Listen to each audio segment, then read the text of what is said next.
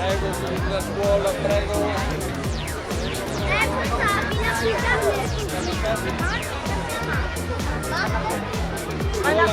Forza, Giro del Consello, sulla!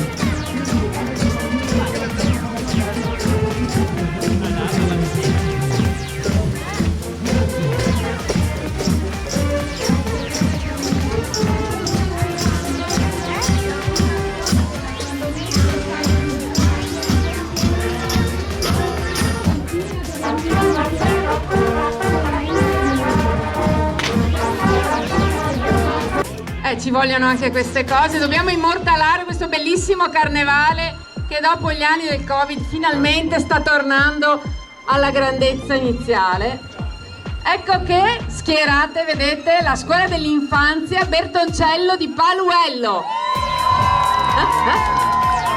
I colori delle emozioni. Prego, è il tema anche per loro dell'anno scolastico. Partecipazione organizzata dai genitori e i bambini della scuola dell'infanzia. Abbiamo una cinquantina di figuranti, ringraziamo Don Antonio. Abbiamo direttamente dal Carnevale di Venezia le 12 Marie. Grazie, lasciateci lo spazio per la sfilata. La Maria Grazia Bortolato che sta capitanando le bellissime Marie. Davanti vedete Silvia Zecchin, Maria 2024, e a fianco anche Yolanda Gaion, la Maria dei lettori del Gazzettino. Chiamo qui Maria Grazia Bortolato. Sì.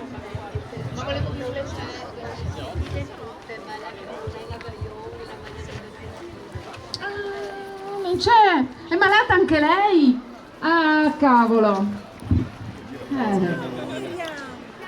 L'influenza ha colpito, se avete fatto bene i conti vedete che sono 8 e non 12 e mi stanno dicendo che... Quindi oltre a Silvia Zecchin e Yolanda Gaillon, che qui non c'è, abbiamo Gaia Donà di Venezia di 18 anni, Nabila El Asker, lo dirò sbagliato, chiedo scusa, di Marghera di 27 anni, Elena Furlan di Noale di 22,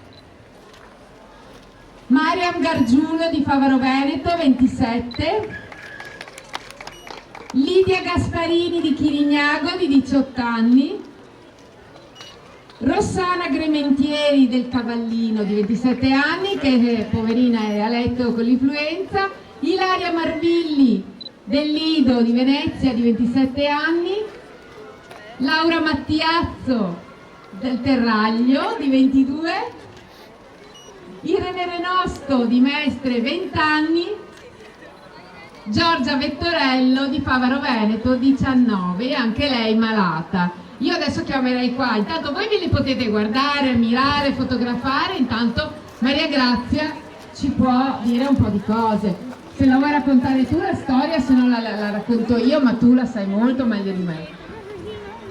Buongiorno a tutti, prima cosa sono felice di essere a Stra, è la prima volta che veniamo e speriamo di avere un seguito magari nei prossimi anni con 12 e non con 8. La storia della festa delle Marie nasce nell'844 quando il Doge notò che nelle famiglie povere non c'erano matrimoni. Allora costrinse i nobili a regalare loro la dote e prestare i loro gioielli per il matrimonio.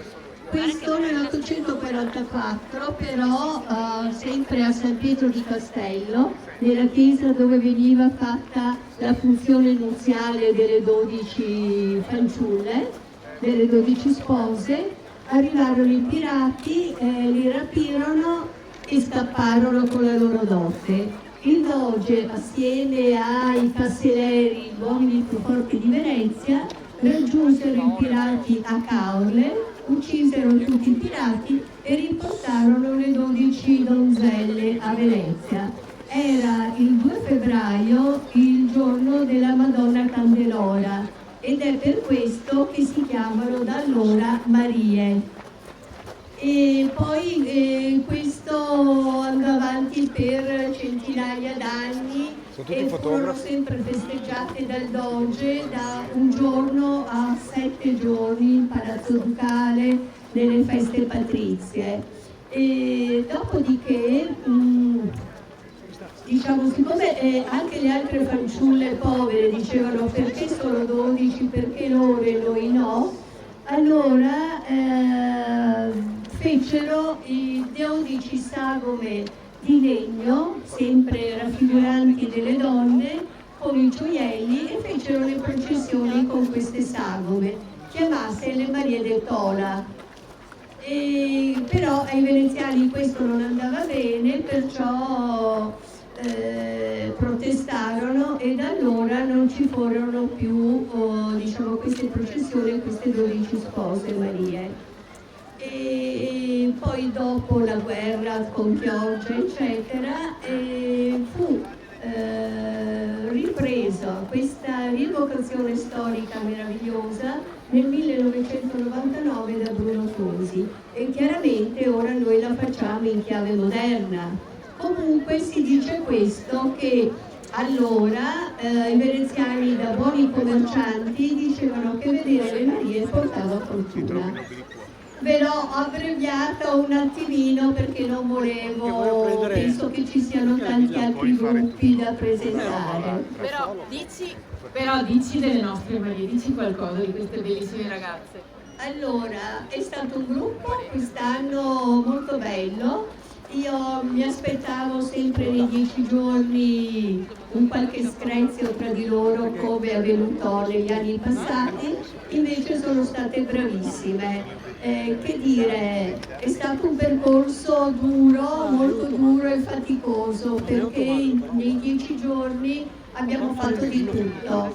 Sono state protagoniste in 1000 cose, dalla mattina alla notte, e perciò avevo anche il dubbio sinceramente che venissero a Stra, perché erano stantissime. Sono state brave, queste 8 sono da applaudire perché sono state bravissime. Grazie Maria Grazia Bortolato, grazie alle Marie. Passiamo sempre in tema di bellezza, passiamo dalle Marie alle Miss Riviera del Brenta.